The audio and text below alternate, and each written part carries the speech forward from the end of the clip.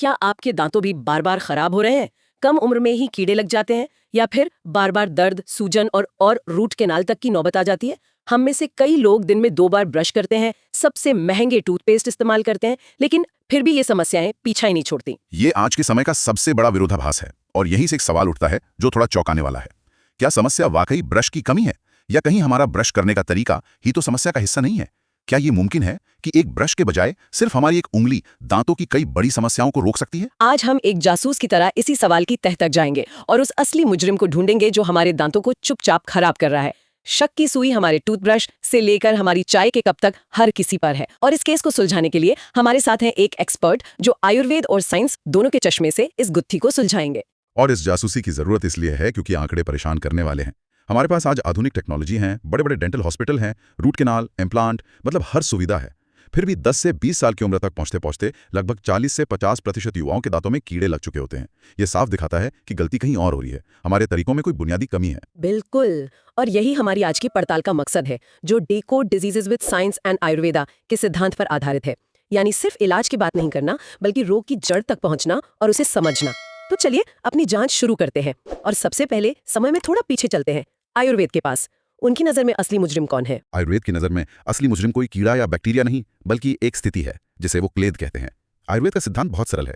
वो कहता है कि हमारा शरीर 5 तत्वों से बना है। जब हम भोजन करते हैं और उसके कण हमारे मुंह में रुके रह जाते हैं, तो वहां जल तत्व की अधिकता से एक गीलापन, एक चिपचिपाहट पैदा होती है। बस इसी चिपचिपी गीली परत को आयुर्वेद क्लेद कहता है। ये हर समस्या की शुरुआत है। क्लेद, ये सुनने में थोड़ा दार्शनिक सा लगता है। मेरा सवाल यह है कि क्या इसका कोई ठोस वैज्ञानिक आधार भी है? मतलब अगर मैं आज अपने डेंटिस्ट के पास जाऊं, तो क्या वो मेरे मुंह में देखकर कह सकते हैं कि हाँ, आपके मुंह में क्लेद बढ़ा हुआ है?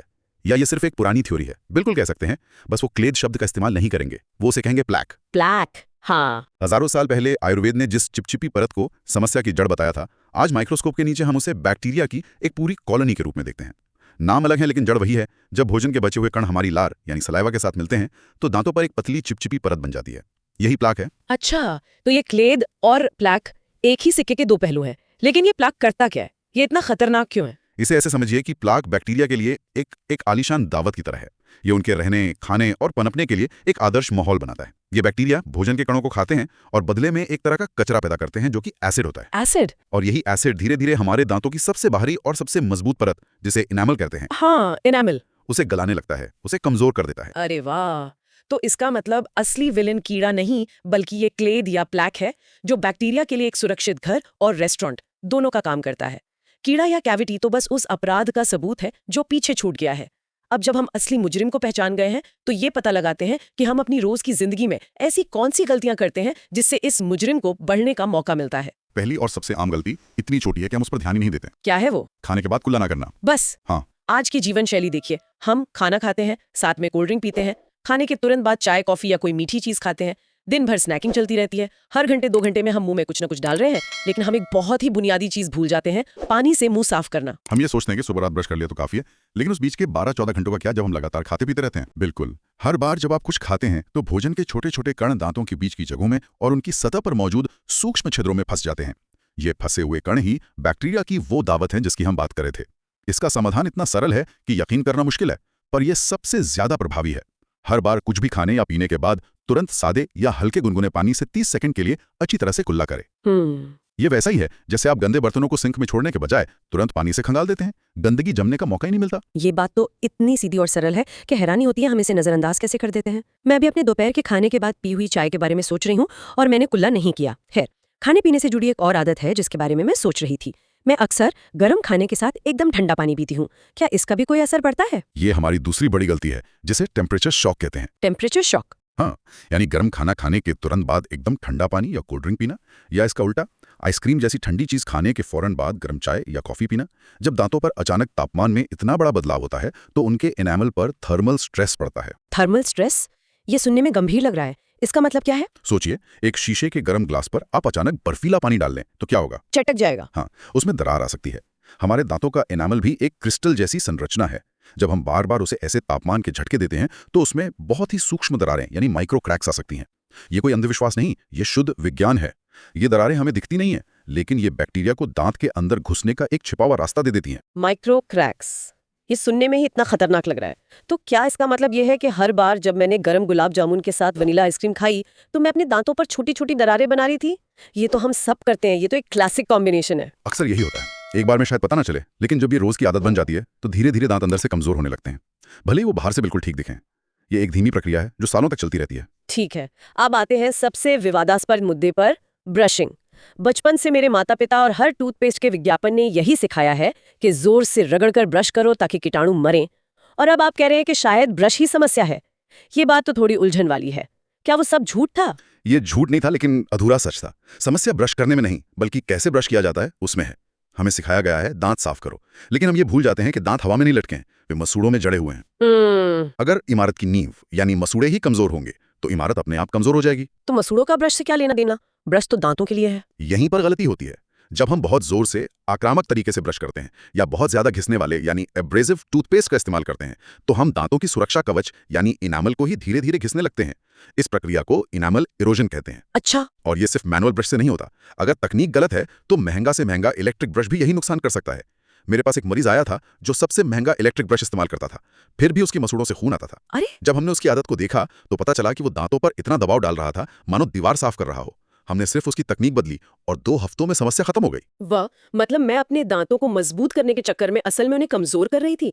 ये तो पूरा नजरिया ही बदल देने वाली बात है।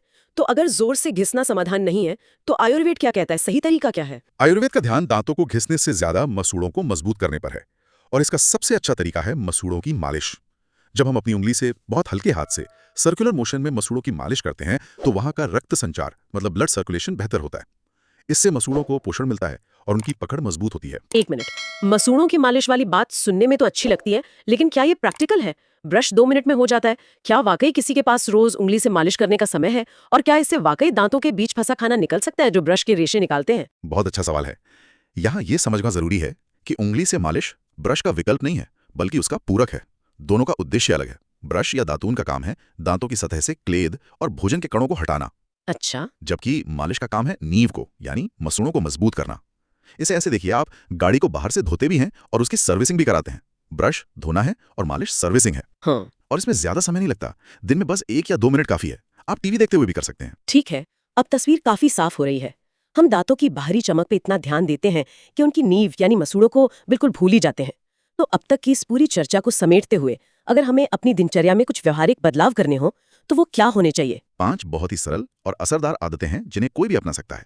पहला, हर भोजन या स्नैक के बाद गुनगुने पानी से अच्छी तरह कुल्ला करने की आदत डालें ताकि क्लेद को जमने का मौका ही ना मिले। ठीक है। दूसरा, दिन में कम से कम 1 बार अपने उंगली से मसूड़ों की बहुत कोमलता से मालिश करें ताकि उनकी पकड़ मजबूत हो। तीसरा, हफ्ते में कुछ बार नीम या बबूल जैसी दातून का प्रयोग करें। इसके प्राकृतिक गुण मसूड़ों के लिए बहुत फायदेमंद हैं। दातून, हाँ। चौथा, बार बार मीठी चीजें या स्नैक्स खाने की आदत को कम करें। आप जितनी बार खाते हैं उतनी बार बैक्टीरिया को दावत देते हैं। और 5वां, बहुत जोर लगाकर या हार्ड ब्रशिंग से बचें। कोमलता ही कुंजी है।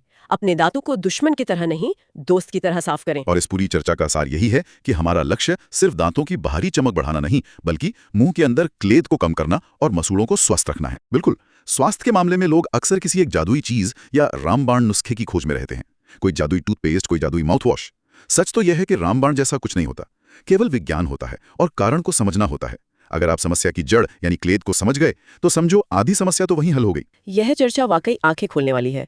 यह हमें सोचने पर मजबूर करती है कि क्या दांतों की सफाई का असली मतलब बाहरी चमक है या इसका असली मतलब मसूड़ों के स्वास्थ्य और मुंह के अंदरूनी वातावरण को संतुलित करना है।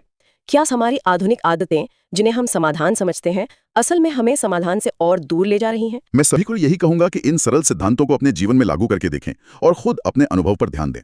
आपको बदलाव निश्चित रूप से महसूस होगा, क्योंकि ये बातें किसी एक किताब से नहीं बल्कि हजारों सालों के अनुभव और आधुनिक विज्ञान दोनों पर आधारित हैं। इस समस्या को एक नए नजरिए से समझने में मदद मिली तो इस जानकारी को अपने परिवार और दोस्तों के साथ जरूर साझा करें, क्योंकि ये एक ऐसी समस्या है जिससे लगभग हर घर प्रभावित है। और जानकारी के लिए decode diseases with science and Ayurveda channel पर vitamin D, B12, blood pressure और हृदय की समस्याओं जैसे कई गंभीर विषयों पर भी इसी तरह गहन चर्चा की गई है, जहां सिर्फ लक्षणों की नहीं बल्कि मूल कारणों की बात की गई है। तो आज की चर्चा का समापन इसी संदेश के साथ करते हैं। अपना ज्ञान बढ़ाइए, दवाओं पर अपनी निर्भरता कम कीजिए और अपने स्वास्थ्य के प्रति स्वयं जागरूक बनिए।